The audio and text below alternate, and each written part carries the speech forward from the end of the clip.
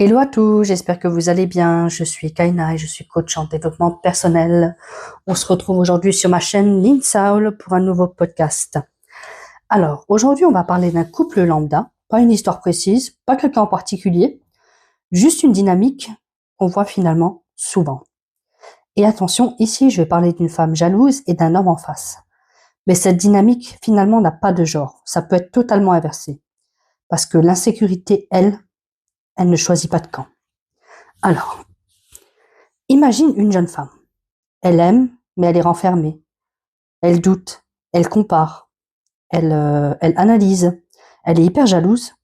Pas la petite jalousie mignonne, hein. Non, non. La jalousie qui scrute, qui analyse les abonnements Instagram, qui observe les vues à 22h47, qui demande c'était qui, même quand c'était juste la cousine. Et en face, un homme, au début il rassure, il explique, il répète, il s'adapte. Et puis un jour, complètement épuisé, il lâche. À chaque fois qu'il y a une putain de meuf qui rentre dans ma vie, c'est toujours le même bordel. Phrase violente, phrase maladroite, mais tellement révélatrice.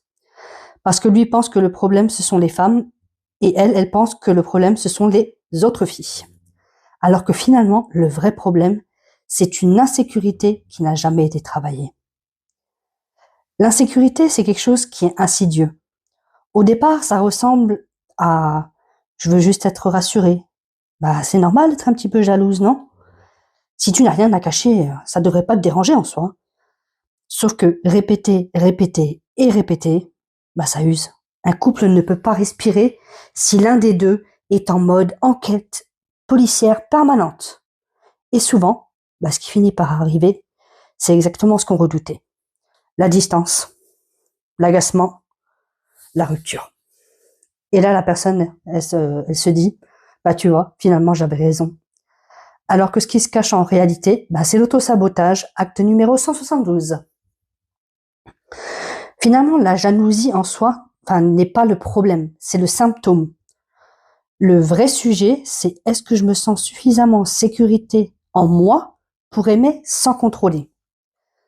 Parce que quand tu vis dans la peur constante de perdre, bah, tu crées une tension permanente.